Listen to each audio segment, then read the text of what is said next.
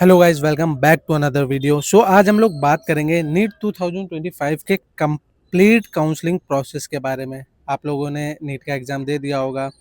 As we all know कि NEET का paper इस बार काफ़ी डिफ़िकल्ट आया था। इस वजह से हम लोगों को कट ऑफ जो है वो काफ़ी लोअर साइड देखने को मिलेगा।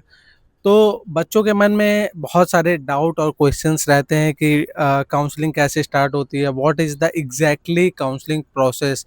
और ड्यूरिंग द काउंसलिंग बहुत सारे बच्चे मिस्टेक कर देते हैं काउंसलिंग में कोई ना कोई स्टेप में, क्योंकि आपने एग्ज़ाम तो दे दिया बट उस एग्ज़ाम को देने के बाद आप अपनी रैंक को यूटिलाइज कैसे कर सकते हो, आपको वो समझना है। तो इस वीडियो में आपको कंप्लीट इन्फॉर्मेशन मिलेगी।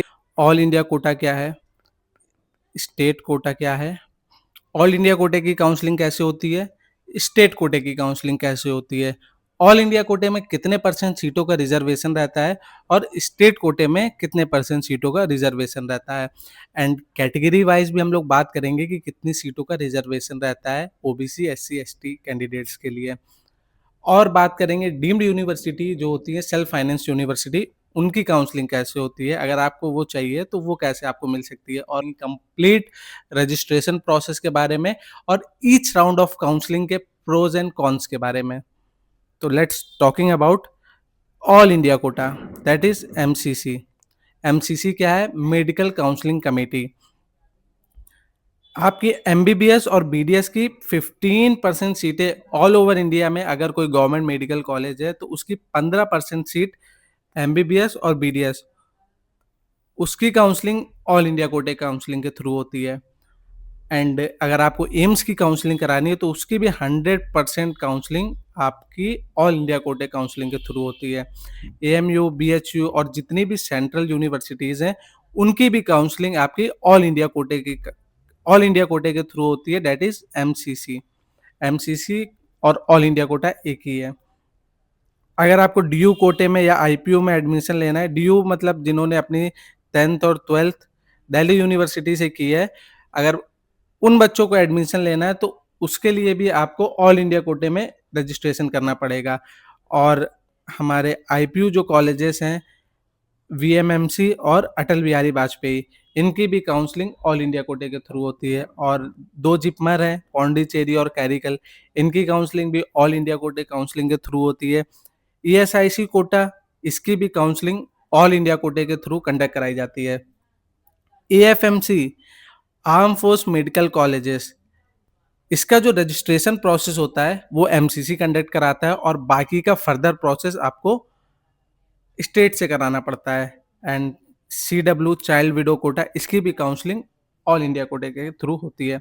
Deemed university basically self finance universities रहती हैं, उनकी 100% सीट आपकी ऑल इंडिया कोटे के थ्रू फिल होती है। एंड स्टेट कोटा 85%, जितने भी स्टेट्स हैं लाइक यूपी, बिहार, महाराष्ट्र, हरियाणा, छत्तीसगढ़, तेलंगाना, तमिलनाडु, इन सारे स्टेट्स की 85% सीटें स्टेट कोटे के काउंसलिंग के थ्रू फिल होती हैं। जैसे अगर आपको यूपी में एडमिशन चाहिए तो आपको यूपी डीजीएमई की साइड में जाके रजिस्ट्रेशन करना पड़ेगा, वहाँ पे रजिस्ट्रेशन फीस पे करना पड़ेगा, सिक्योरिटी अमाउंट पे करना पड़ेगा, देन आपको फर्दर काउंसलिंग का प्रोसेस करना पड़ेगा। 85% सीटें स्टेट काउंसलिंग के थ्रू फिल होती है और उसकी 15% सीटें, जैसे कि मैंने ऑलरेडी आपको बताया, 15% ऑल इंडिया कोटे के थ्रू फिल होती है। तो ऐसे जितने भी स्टेट्स हैं like you including UP, Maharashtra, Gujarat, Karnataka, इन सब के सेपरेट सेपरेट फॉर्म्स रिलीज होते हैं। अगर आपको इन स्टेट्स में पार्टिसिपेट करना है तो आपको इन स्टेट्स में काउंसलिंग कराना पड़ेगा और इन स्टेट्स का फॉर्म और सिक्योरिटी अमाउंट पे करना पड़ेगा, then you are eligible for the counselling and choice filling. Other state student participate in open state और प्राइवेट कॉलेजेस। अब मेरी बात आप ध्यान से सुनना। दो स्टेट्स होते हैं, एक ओपन स्टेट होता है, एक क्लोज स्टेट होता है। ओपन स्टेट कौन कौन से होते हैं? जिनमें कहीं से भी बच्चा पार्टिसिपेट कर सकता है उनकी सीट्स के लिए। और क्लोज स्टेट कौन से होते हैं? जिनमें सिर्फ होम स्टेट वाला बच्चा, जिनकी स्कूलिंग 10th और 12th होम स्टेट से हुई हो, वही सिर्फ पार्टिसिपेट कर सकते हैं, that is open state and close state. Open state कौन कौन से हैं? आपका यूपी है, कर्नाटका है, हरियाणा है, राजस्थान है, बिहार है, ये सारे आपके ओपन स्टेट हैं। और क्लोज स्टेट कौन से हैं, जैसे आपका पंजाब, गुजरात, महाराष्ट्र, तो ये सारे स्टेट आपके क्लोज स्टेट है। एंड एनआरआई कोटे में अगर आपको सीट चाहिए तो आपको स्टेट कोटे के थ्रू भी मिल जाएगी, और डीम्ड यूनिवर्सिटी में अगर आपको एनआरआई सीट चाहिए तो आपको ऑल इंडिया कोटे के थ्रू मिलेगी। Let's talking about reservation policy. OBC के लिए 27% सीटों का रिजर्वेशन रहता है, ईडब्ल्यूएस के लिए 10% सीटों का रिजर्वेशन रहता है, एससी के लिए 15% सीटों का, एसटी के लिए 7.5% एंड पीडब्ल्यूडी कैंडिडेट्स के लिए 5% का रिजर्वेशन रहता है। जितनी भी रिमेनिंग सीट रहती है वो जनरल में कंसीडर की जाती है। अब हम लोग बात करते हैं काउंसलिंग का एग्जैक्ट प्रोसेस क्या होता है, काउंसलिंग कैसे परफॉर्म करती है। सबसे पहले आपका ऑल इंडिया कोटे का रजिस्ट्रेशन होता है, उसके बाद आपका स्टेट का रजिस्ट्रेशन होता है। ऑल इंडिया राउंड 1 की काउंसलिंग जब खत्म हो जाती है फिर आपका स्टेट का राउंड 1 का रजिस्ट्रेशन स्टार्ट होता है।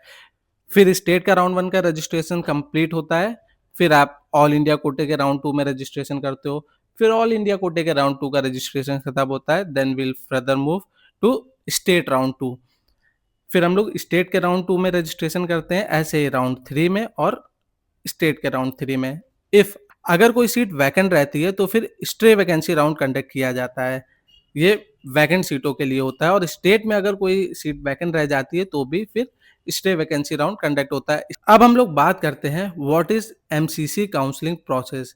एमसीसी की वेबसाइट में आपको सबसे पहले गो थ्रू करना होगा, दैट इज www.mcc.nic.in। इस वेबसाइट पे आप विजिट करोगे, उसके बाद आपको रजिस्ट्रेशन करना होगा, उसके बाद सीट मैट्रिक्स रिलीज करता है all India quota, that is MCC medical counselling committee. MCC अपनी सीट मैट्रिक रिलीज करेगा, उससे आप देख के एनालाइज करोगी कितने आपके पास एएमयू, बीएचयू, डीम्ड यूनिवर्सिटी में सीट्स हैं जिसके थ्रू आप पार्टिसिपेट करोगे। उसके बेसिस पे आप प्रेफरेंस लिस्ट बनाओगे चॉइसेस की। तो वो एक कंप्लीट डेटा आपको चॉइस फिलिंग करने से पहले एमसीसी की साइट पे मिल जाएगा, अवेलेबल हो जाएगा। उसके आफ्टर दैट आप चॉइस फिलिंग करोगे, देन आपका रिजल्ट आ जाएगा। फिर आपको फिजिकली डॉक्यूमेंट्स वेरिफिकेशन के लिए प्रेजेंट होना पड़ेगा वहाँ पे। अगर आपको कोई सीट अलॉट हो गई है तो फिर आपको फिजिकली जाके अपने कंप्लीट डॉक्यूमेंट्स लेके आपको वहाँ पे फिजिकली प्रेजेंट होके कंप्लीट प्रोसेस कराना पड़ेगा डॉक्यूमेंट्स वेरिफिकेशन का। आगे मैं आपको बताऊंगा क्या क्या डॉक्यूमेंट्स रिक्वायर्ड होंगे। अगर अभी तक आपको वीडियो अच्छी लग रही हो तो लाइक कर दो और सब्सक्राइब कर दो हमारे चैनल को, क्योंकि हम स्टेट वाइज आपको कट ऑफ रिलीज करेंगे सो दैट आपकी चॉइस फिलिंग में इससे काफ़ी ज़्यादा हेल्प होगी और आपको एक आइडिया लग जाएगा कि आप अपने प्रेफरेंस के अकॉर्डिंगली क्या क्या कैसे कैसे चॉइसेस आपको फिल करनी है। अब बात करते हैं कि किस कैटेगरी के लिए कितनी फीस लगती है। सुनिए मेरी बात ध्यान से। जनरल ईडब्ल्यूएस के लिए गवर्नमेंट कॉलेजेस के लिए 1000 रजिस्ट्रेशन फीस होती है, that is not refundable. And 10,000 security money होता है।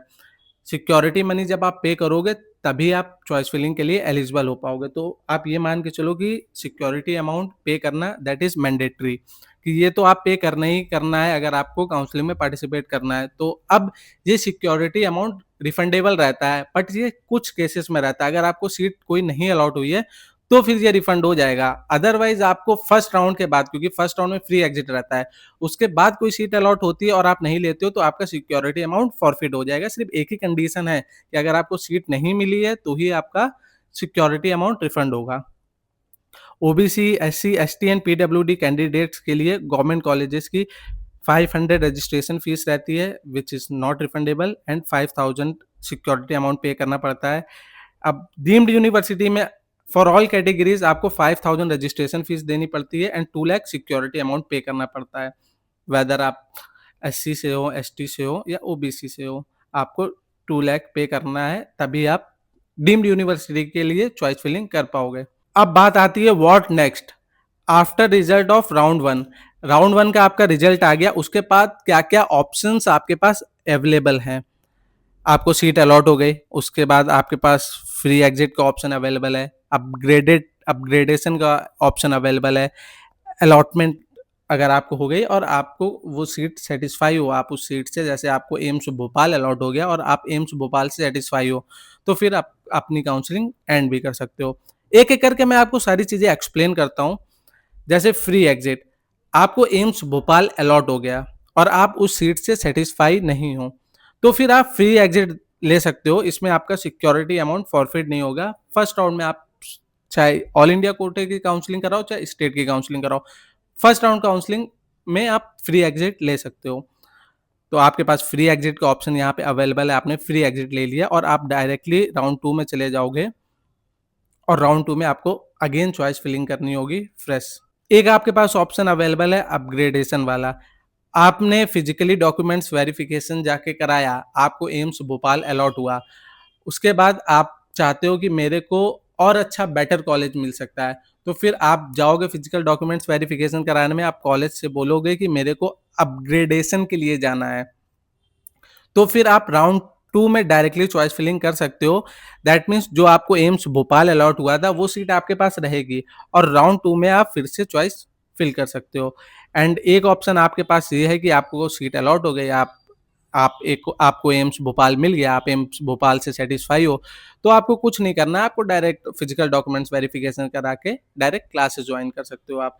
एक कंडीशन ये है कि अगर सीट ही नहीं आपको अलॉट हुई, तो आप डायरेक्टली राउंड 2 की चॉइस फिलिंग के लिए एलिजिबल हो। डायरेक्टली आपको राउंड 2 में चॉइस फिलिंग करना है। अब मैं बात करता हूँ राउंड 2 के काउंसलिंग के बारे में। Who is eligible for round 2 counselling? एक कंडीशन ये है आपके पास, did not get allotted any seat, आपको कोई भी सीट अलॉट नहीं हुई तो आप राउंड 2 की काउंसलिंग के लिए एलिजिबल हो। आप अपग्रेडेशन कराया है आपने, तो भी आप राउंड 2 की काउंसलिंग के लिए एलिजिबल हो। आपने फ्री एग्जिट ले लिया है, तो आपका सिक्योरिटी अमाउंट फॉरफिट नहीं होगा, उस कंडीशन में भी आप एलिजिबल हो राउंड 2 की काउंसलिंग के लिए।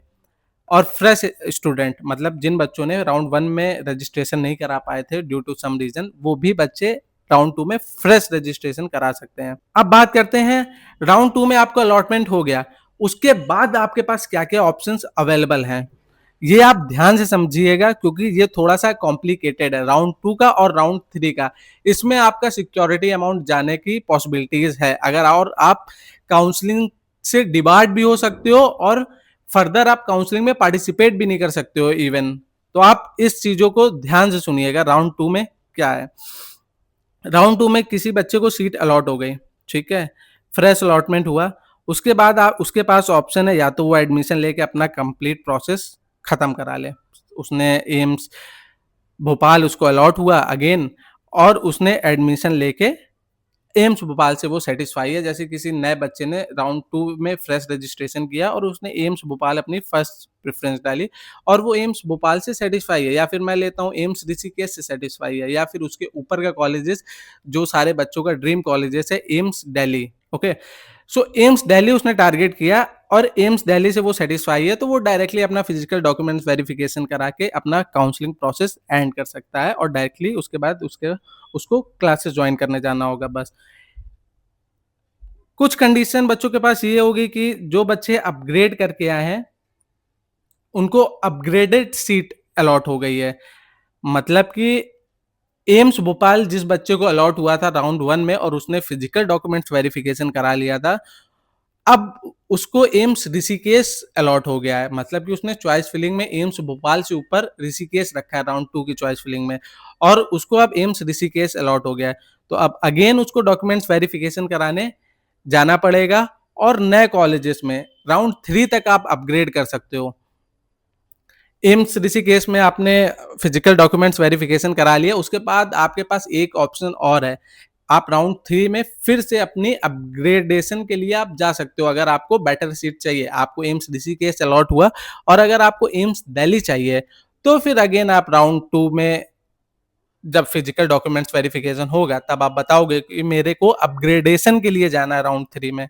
कुछ ऐसे स्टूडेंट होंगे जिनको सीट तो अलॉट हुई थी लेकिन वो रिपोर्ट करने नहीं गए हैं, तो ऐसी सिचुएशन में क्या होगा, उनका सिक्योरिटी अमाउंट फॉरफिट हो जाएगा। कुछ बच्चे ऐसे होंगे जिनको अपग्रेडेड अलॉटमेंट हुआ है, मतलब कि एम्स भोपाल से उनको एम्स ऋषिकेश मिला है। जैसे कि मैंने आपको इसमें ही बता दिया है राउंड 3 वाले में, अगेन मैं आपको बताता हूँ, जिसको अपग्रेडेड अलॉटमेंट हुआ है उसके पास दो ऑप्शन है, या तो वो ज्वाइन करके अपनी काउंसलिंग एंड कर सकता है या तो फिर अपग्रेड करके राउंड 3 में जा सकता है अगेन। और एक कंडीशन ये है कि जिनको सीट अलॉट नहीं हुई है वो डायरेक्टली राउंड 3 की चॉइस फिलिंग के लिए एलिजिबल है। मेक श्योर करना कि हर राउंड में आप ऐसी प्रेफ़रेंस रखो जो कि कॉलेज आपको मिलने की प्रोबेबिलिटी हो, और जिन बच्चों को कॉलेज मिल गया हो, आप उससे ऊपर की चॉइस प्रेफ़रेंस रखो सो दैट आपको एक बेटर कॉलेज मिले। उस चीज़ के लिए आप हमारे चैनल को सब्सक्राइब कर सकते हो। मैं आपको स्टेट बाय स्टेट और ऑल इंडिया कोटे के जितने भी हैं AIIMS, central universities, AMU, BHU, सबकी कट ऑफ आपको फ्री ऑफ कॉस्ट यूट्यूब पे अवेलेबल कराता रहूँगा सो दैट आपको कोई दिक्कत ना हो ड्यूरिंग द काउंसलिंग, और उसके अकॉर्डिंगली आप अपनी चॉइसेस फिल कर पाओ। अगर आपको यहाँ तक वीडियो अच्छी लगी हो तो प्लीज आप वीडियो को लाइक कर दो। अब बात करते हैं राउंड 3 के बारे में। Who is eligible for the round 3? Fresh registration के लिए आप जा सकते हो। कोई सीट आपको नहीं अलॉट हुई, no need to register again. आपको फ्रेश रजिस्ट्रेशन करने की कोई जरूरत नहीं है, आप डायरेक्टली चॉइस फिलिंग कर सकते हो। जिन बच्चों ने रिपोर्ट नहीं किया या जिन बच्चों ने रिजाइन कर दिया, ये रिजाइन वाली सिचुएशन क्या है कि जिन बच्चों ने राउंड 2 में रजिस्ट्रेशन किया, अपना फ्रेश रजिस्ट्रेशन किया, और वो राउंड 3 में फर्दर पार्टिसिपेट करना चाहते हैं काउंसलिंग में, और जो उनको कॉलेज अलॉट हुआ था वो कॉलेज नहीं लेना चाहते हैं, तो उन्होंने क्या कर दिया था, अपनी सीट रिजाइन कर दी थी वहां से जाके। फिर वो राउंड 3 में अगेन सिक्योरिटी मनी पे करके काउंसलिंग के लिए एलिजिबल है, चॉइस फिलिंग के लिए एलिजिबल है। अब आपका राउंड 3 का रिजल्ट आ गया। अब मेरी बात बच्चों ध्यान से सुनना, एक एक स्टेप इसमें ये मान के चलो कि आपकी काउंसलिंग पूरी डिफाइन करेगा। इस स्टेप में अगर आपने गलती कर दी राउंड 3 में, तो आपकी सिक्योरिटी मनी तो जाएगी ही जाएगी, प्लस आप फर्दर काउंसलिंग में पार्टिसिपेट नहीं कर पाओगे।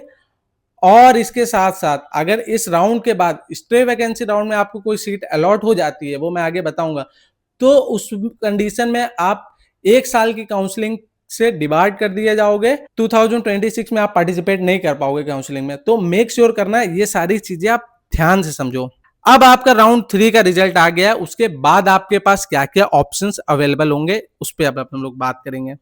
आपको राउंड 3 में अगर फ्रेश अलॉटमेंट हुआ है, लेट सपोज आपको एम्स भोपाल मिल गया, तो अब आप एम्स भोपाल में ही आपको पढ़ना पड़ेगा, और उसके बाद आपकी काउंसलिंग एंड हो जाएगी, क्योंकि इसके बाद आपके पास कोई अपग्रेडेशन वाला मौका नहीं है। अगर आपको एम्स भोपाल अलॉट हो गया है तो सिंपली आपको फिजिकल डॉक्यूमेंट्स वेरिफिकेशन कराने जाना पड़ेगा और आपकी काउंसलिंग वहां पे एंड हो जाएगी।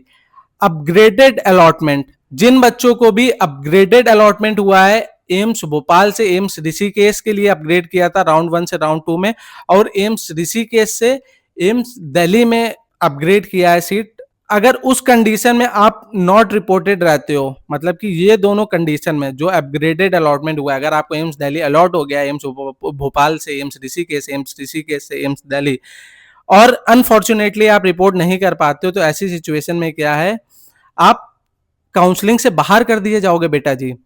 ऑल इंडिया काउंसलिंग में आप फर्दर पार्टिसिपेट नहीं कर पाओगे।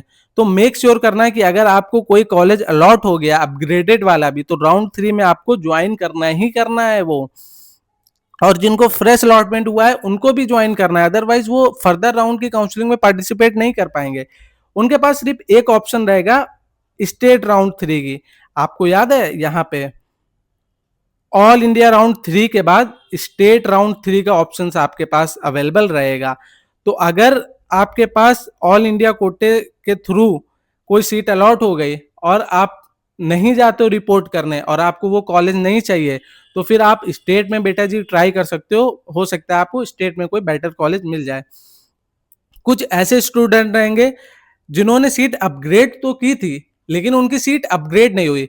जिन बच्चों को एम्स ऋषिकेश अलॉट हुआ था और उन्होंने एम्स दिल्ली के लिए प्रेफरेंस रखी थी अपनी, बट उनको एम्स दिल्ली नहीं मिला, और वो बेटा जी बच्चे पार्टिसिपेट करना चाहते हैं स्टेट राउंड 3 में, तो वो लोग राउंड 3 में पार्टिसिपेट नहीं कर सकते हैं। जिन बच्चों ने अपग्रेडेड सीट के लिए अप्लाई किया था बट अनफॉर्चुनेटली उनको कोई सीट नहीं अलॉट हुई है, तो बेटा जी आप फर्दर स्टेट काउंसलिंग में पार्टिसिपेट नहीं कर पाओगे। इसके पीछे का रीजन ये है कि एमसीसी बुलेटिन में बड़ा बड़ा ये लिखा हुआ है कि अगर ऑल इंडिया कोटे से आप सीट ज्वाइन कर लेते हो राउंड 2 में और राउंड 3 में, तो ऑल इंडिया कोटे की जो ज्वाइन कैंडिडेट की लिस्ट होती है वो स्टेट काउंसलिंग में प्रोसेस की जाती है, मतलब भेजी जाती है।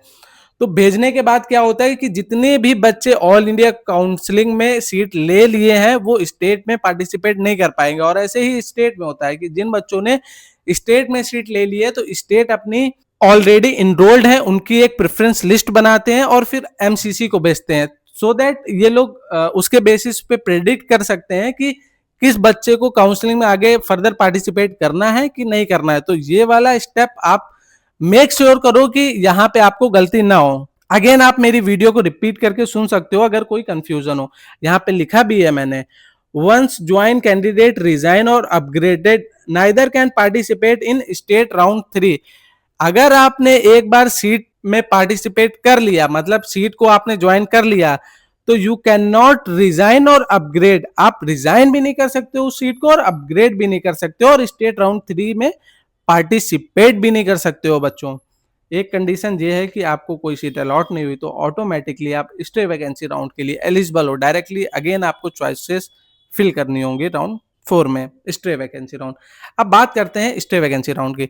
तो अगेन आपके पास वही सारे ऑप्शंस रहेंगे स्टे वैकेंसी राउंड में, बट आप मेरी बात ध्यान से सुनना। स्टेप तो वही रहेंगे लेकिन यहाँ पे काउंसलिंग का पैटर्न चेंज हो जाएगा। आपको कोई सीट अलॉट हो गई, अब आपके पास दो ऑप्शन है, या तो आप वो सीट ज्वाइन कर लो और आपकी काउंसलिंग वहां पे एंड हो जाएगी। अगर आपको कोई सीट अलॉट होती है एट डिड नॉट रिपोर्ट, मतलब कि अगर आप वो सीट के लिए रिपोर्ट नहीं कर सकते हो तो debarred for next year exam and forfeit security money. That means security money तो आपका जाएगा ही जाएगा और साथ में आप 1 साल की काउंसलिंग के लिए बैन कर दिए जाओगे ऑल इंडिया कोटे के थ्रू। आप नेक्स्ट ईयर का एग्जाम पार्टिसिपेट नहीं कर पाओगे। और जिन बच्चों को सीट अलॉट नहीं होती है तो अगेन अगर special stray vacancy round conduct होता है तो आप फर्दर मूव कर सकते हो। इसमें एक बेटर चांस आपके पास ये रहता है कि जितने भी हाई मेरिट वाले बच्चे रहते हैं उनको सीट मिल गई होती है। अब बात करते हैं डॉक्यूमेंट्स क्या क्या रिक्वायर्ड होंगे जब आपके लिए, आपको डॉक्यूमेंट्स वेरिफिकेशन के लिए वहां पे जाना पड़ेगा। तो आपके पास 10th-12th की मार्कशीट होना चाहिए, नीट एप्लीकेशन फॉर्म होना चाहिए, नीट एडमिट कार्ड होना चाहिए, नीट स्कोर कार्ड होना चाहिए, डोमिसाइल सर्टिफिकेट होना चाहिए। डोमिसाइल सर्टिफिकेट जिन बच्चों के पास नहीं है वो बनवा के रख लें। कैटेगरी सर्टिफिकेट आपके पास होना चाहिए। अब हम लोग बात करते हैं गैप सर्टिफिकेट के बारे में। गैप सर्टिफिकेट क्या है? आपकी लास्ट क्वालिफिकेशन को कंसीडर किया जाता है। अगर आप नीट की काउंसलिंग में पार्टिसिपेट किए, फर्स्ट अटेम्प्ट सेकंड अटेम्प्ट में नहीं हुआ और आपने ग्रेजुएशन में एडमिशन ले लिया है, लेट्स सपोज आपने बीएससी में एडमिशन ले लिया है अपनी ग्रेजुएशन कंप्लीट करने के लिए और राउंड मतलब थर्ड अटेम्प्ट में आपका हो जाता है, तो फिर बेटा जी आपको गैप सर्टिफिकेट लेना होगा वहां से। तो गैप सर्टिफिकेट आप बनवा लो। 2 साल का आप गैप दिखाओगे during the preparation of NEET. जब आप नीट की प्रिपरेशन कर रहे थे तो आप साथ में बेटा जी ग्रेजुएशन भी कर रहे थे, तो इस वजह से आपको गैप सर्टिफिकेट बनवाना पड़ेगा और थर्ड ईयर के बाद आपको अपनी ग्रेजुएशन छोड़नी पड़ेगी क्योंकि आपका एमबीबीएस में सिलेक्शन हो गया है। ओके, तो इस कंडीशन में आपको गैप सर्टिफिकेट रिक्वायर्ड रहेगा। 8 आपको पासपोर्ट साइज फोटो चाहिए रहेंगी। आईडी प्रूफ के लिए आप Aadhaar card, driving licence, passport, PAN card, ये सारी चीजें यूज कर सकते हो। एंड आपके पास अलॉटमेंट लेटर होना चाहिए। ऑल इंडिया कोटे के थ्रू आपको कोई सीट अलॉट हुई है तो ऑल इंडिया कोटे का अलॉटमेंट लेटर होना चाहिए, और अगर आपको स्टेट कोटे के थ्रू कोई सीट अलॉट हुई है तो फिर स्टेट का आपके पास अलॉटमेंट लेटर होना चाहिए। और हेल्थ सर्टिफिकेट तो एक दिन में बन सकता है, तो हेल्थ सर्टिफिकेट अगर आप बाद में भी बनवाते हो तो कोई इशू नहीं है। तो यही था बच्चों आज की वीडियो में। अगर वीडियो यहाँ तक आपको अच्छी लगी हो तो आप हमारे चैनल को सब्सक्राइब और लाइक कर सकते हो। नीट यूजी से रिलेटेड जो भी अच्छे से अच्छा कंटेंट होगा मैं आपको डिलीवर करने की कोशिश करूंगा एंड कंप्लीट काउंसलिंग में आपकी हेल्प करूंगा ईच स्टेप में। कट ऑफ्स वगैरह मैं रिलीज करता रहूंगा, इसके लिए आप हमारे चैनल को सब्सक्राइब रखें। हर स्टेट का मैं कट ऑफ रिलीज करूंगा, all India quota, AIIMS, central university, AMU, BHU, deemed university, state कोटे में जितने भी स्टेट्स हैं उन सबके home, open state, close state, everything मैं इस चैनल पे अपलोड करता रहूंगा सो दैट आपको नॉलेज रहे। और एक छोटी से छोटी चीज और बड़ी से बड़ी चीज मैं हर चीज कवर करूंगा। तो आज की वीडियो में इतना ही, मिलते हैं नेक्स्ट वीडियो में। Till then bye.